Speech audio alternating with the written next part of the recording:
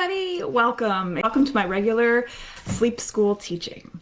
I'm Dr. Sarah Mitchell. I'm a chiropractor by training, but I found my passion empowering parents to teach their little ones to sleep and parent confidently day and night, because honestly, sleep teaching and getting a great sleeper isn't just about the sleep. It's all about your parenting journey.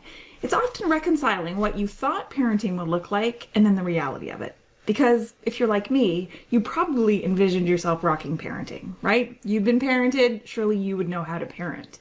But then you often envision this parenting journey as this, great sleeper who never cried. But often it doesn't work out that way. Some of us spend many hours getting our little people to fall asleep, only to have them wake up an hour into sleep. That was our story. I used to rock or nurse my son to sleep, often to have him wake up 40 minutes into sleep.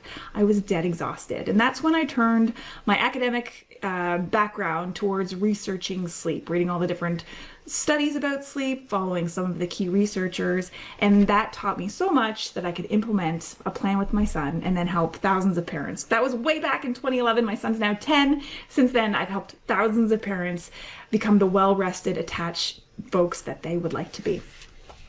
Today's topic is all about the importance of sleep.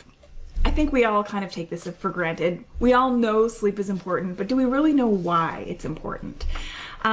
The reason sleep is super important is biologically, it's when your body is actually repairing itself.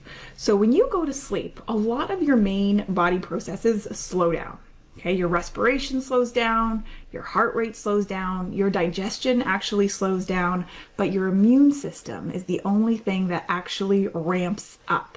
This is when your body is fighting off foreign invaders, right? You can imagine when you're sick, you tend to want to sleep more, and that's why, because your immune system becomes much more active and helps you fight off foreign bodies. It's the other reason why, if you've ever sprained your ankle, that you start to feel the inflammation more at night, because inflammation is part of the body's immune system, sending in all those white blood cells to help clear away and repair the broken tissue. So inflammation is often felt more at night. Similarly, why teething is often felt more at night, because when you are teething, the area becomes inflamed, and that causes pressure, which hits on our pain receptors. So while you're sleeping, your immune system definitely ramps up and kicks up. Your digestion slows down, your respiration slows down, and your heart rate also slows down. Sleep is a crazy complicated neurological process. So I don't know if you knew this or not, but sleep doctors are actually specialists in neurology. They study the brain. It's incredibly complex, and for that reason, I'm not going to dive into that here today. It's not that necessary for our general conversation about the importance of sleep. When you are sleeping, when your baby is sleeping, the body is releasing growth hormone. This is the hormone that drives musculoskeletal growth. So your bones getting longer, your muscles growing, your brain growing, everything. That is released in your kiddo's deep sleep cycles. While you're sleeping, your memories are also being formed and cemented, and learning is actually cemented. And if you think about yourself, because we often think of baby sleep being something very different, but it actually parallels adult sleep in many, many, many similar ways. If you think about yourself, if you're exhausted, it's harder for you to learn. Same with our kiddos. If we go back to caveman days and think about sleep, some of us in the tribe were genetically programmed to be quote unquote night owls, because we would stay up and survey the surroundings to protect the tribe. Others of us were programmed to be morning owls, where we would switch off, wake up early and switch off with the night owls to take that next surveillance shift. There is evidence to show that sleep has a genetic basis. I actually just logged into my 23andMe account the other day, and I noticed that they'd added another section about your genetic predispositions for sleep. So apparently I'm supposed to have a little bit less deep sleep than the average person. And I find that to be true as well, because I wear a tracking ring usually when I'm sleeping. So here's the thing about sleep. It is biologically normal for all humans to wake in the night. As adults, we probably don't even realize how many times we actually wake up in the night. But I'm sure you can remember at least one time last night where you rolled over, checked the clock, elbowed your husband, and went back down into sleep. Waking up in the night is normal. Waking up in the night as, say, an 8-month-old and having to eat to go back to sleep, not necessarily biologically normal. That is really a learned habit. Sleep is a learned habit. While the drive to sleep is biological, the way we sleep is a learned habit. And if you have questions about that, think about this. You climb into bed at night, you do your little routine to signal your brain that sleep is coming, and then you climb into bed, find your favorite position, and you're able to drift off into sleep. But tonight, if I said to you, you can't sleep in that position, and I'm going to be taking away your pillow, that would be uncomfortable for you. But as a complex human being, you would learn a new way to fall asleep. And the same is true for our kiddos. Sleep is actually imprinted early on, and they get used to a certain way of falling asleep. And we often call these sleep associations. So for me, with my son, it was either breastfeeding him to sleep or having my husband swing him in the car seat to fall asleep. So then when he woke in the night, which all humans do, he looks for that same feeling, that thing that he knows, that thing that he thinks he needs to fall back asleep. Sleep begets sleep. This is one I don't have evidence for, but anecdotally, I can swear by this to be very, very true. The more well-rested your kiddo, the easier it will be for him or her to fall asleep and then stay asleep. When we have kids that are overtired, basically in my practice, what I see when people come to me, let's say we have an 8-month-old that wakes 3 times in the night, needs to feed to fall back asleep.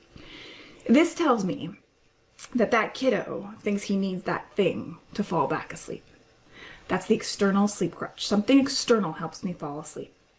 The second reason is now, over time, that kiddo who's been waking 3 times in the night for how many weeks to months is in an overtired cycle.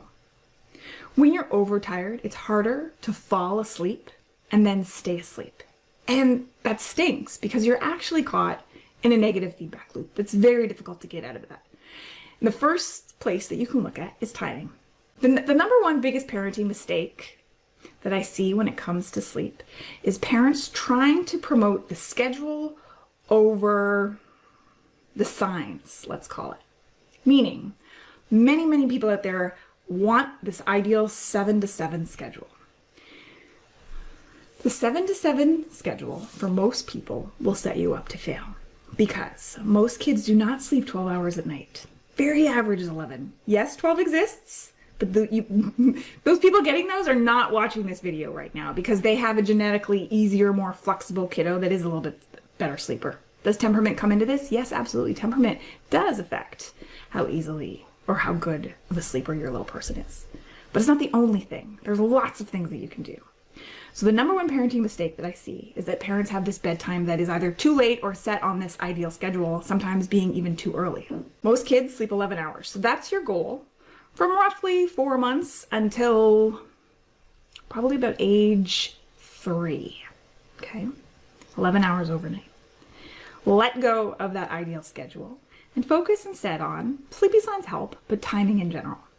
The awake times, I'm sure many of you have heard of this already. And what these are based on is the physiology around sleep, meaning that your body, when it's just existing, breathing, respiration, metabolism, they all need fuel to work. Your body needs fuel constantly, right? So we break down this ATP molecule that's for fuel. And in that we have a byproduct. And the byproduct is called adenosine. And adenosine builds up. And when it reaches a certain peak, it signals your brain that it's time to sleep. That's what those awake times are based on. If you put a kiddo down before that peak, it can be harder to get them to sleep. However, when you're manipulating sleep with nursing, bottle feeding, rocking, it can be easier to get that. Once you take those things away, the timing becomes that much more important.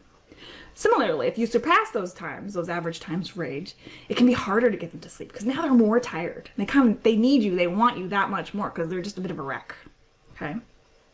So awake times, to me, trump that ideal bedtime. When I'm working with a client, the last thing that we're working on is the schedule. Because the schedule, or fixed schedules essentially, can set a person up to fail.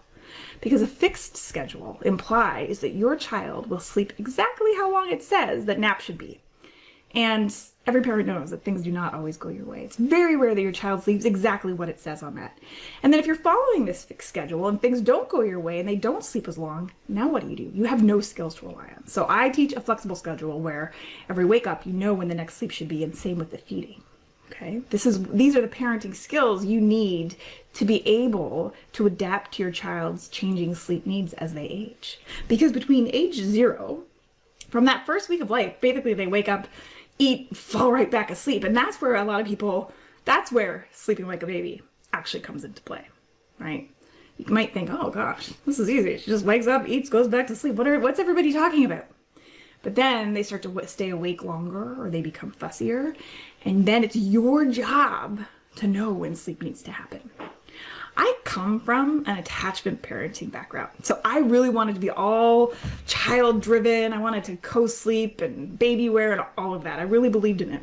Okay. And I still believe that there's a place for it as well. I mean, I think there's many different ways to raise your kiddo. You just have to figure out what works for you. And I know now that just did not work for me, because I woke up every 2 hours to nurse him back to sleep. It just wasn't working. So I had to pivot, figure out why this is not working. Okay. It's your job to know when your kiddo has to sleep. I kept trying to read his signs to know it was sleepy sign. Okay. The second biggest mistake people make, especially in the newborn months, is mistaking the signs of fatigue for hunger. And then you end up feeding them, and you have two competing needs, fatigue and hunger, maybe more fatigue. They fall asleep at the breast. They don't take a full feed. What this does is then it gives you self-doubt. 2 hours later, he's fussy, but he only slept for 30 minutes in my arms. He woke up when I put him down. I'm not really sure that was a full feed. I'm not really sure he's not that hungry, so I'm gonna offer the boob again. Not that there's anything wrong with this. But when you continually do this over time, like I did with my first, what you end up doing is you teach them that the boob is a soother. And so anytime they're fussy, boredom, big deal, it exists. Anytime they're fussy, bored, hungry, tired, they want the boob through the day and in the night, right? Then you get stuck. You are the sleep crutch, or your bottle is the sleep crutch, or your pacifier is the sleep crutch, essentially. Why there are no quick tips when it comes to baby sleep. If I had $1 for all the Instagram messages that I get that say, do you have any quick tips? This is my story. Do you have any quick tips? I do not. Well, I do. It's the timing, and don't go for that 7 to 7 schedule. But when you understand that sleep is a learned behavior, it becomes easier to realize that this is something that you're going to have to work at, and that a quick tip will probably not solve your major sleep issues. It might help slightly, but it's not going to solve major issues, right? Sleep is a learned skill. So how your baby falls asleep at bedtime is how they will want to, or think they should, fall asleep in the middle of the night. And yes, this applies through all ages. Now, I'm giving you kind of a general overview. Obviously, the nuances come into play as we get into more specific cases, right? Which is why people work with sleep consultants, because they want someone to talk about their specific case. So a little recap here as I wrap up. And if you have any questions about what I just spoke about, please feel free to put them in the comments, and let me know where you're watching from too. I'm from Ottawa, Ontario originally, but I have lived in the San Francisco Bay Area for 6 years. We moved here because my husband works for Google, essentially. Okay, so quick recap here. So we know sleep is important, physically and emotionally. We didn't even talk about that. There's lots of studies that show the parents who have to provide more parental intervention to help their kiddos sleep have poorer scores on their mental health gradients. Obviously, makes sense, right? You're more sleep deprived, you feel a bit more anxious. Less sleep, it increases that anxiety. A baby who doesn't sleep, you never know when they're going to wake up next, increases your anxiety, and so on and so on. Sleep helps our kids grow. When they're asleep, that's when their growth hormone is being released. Their memories are being consolidated. Learnings from the day are also being consolidated. In the caveman brain, we are all programmed to wake up a little bit in the night, right? It's a protective mechanism. However, we weren't all programmed to eat every time we woke up, aside from that newborn stage. Sleep begets sleep for adults and for babies. When you're better well rested, it's easier for you to fall asleep and then stay asleep. The biggest parenting mistake when it comes to sleep is trying to have this fixed ideal schedule. Schedule comes last, the sleep skills come first. The easiest thing that you can do to help with your kiddo's sleep is follow awake times. And I'll post a link to my sleep quiz. If you take that, you can get the sleep chart and the suggestions for your kiddo's awake time by month up to age 2. Sleep is a learned behavior. Yes, the drive to sleep is biological and necessary, and the need to sleep is there, but the way we sleep is a learned habit. And that's why there are no quick tips when it comes to baby sleep, because your child is learning a new skill. If you really want to have an independent sleeper, someone that you can put down completely awake, not drowsy, and they can put themselves to sleep. My book, The Art and Science of Teaching Your Baby to Sleep, is coming out in a few weeks. And on the front, it says, why drowsy but awake is setting you up to fail. And that's what we'll go through in a few weeks in the Motherhood Masterclass. Okay? Thanks for joining me. Please feel free to post any questions about what we spoke about today in the comments.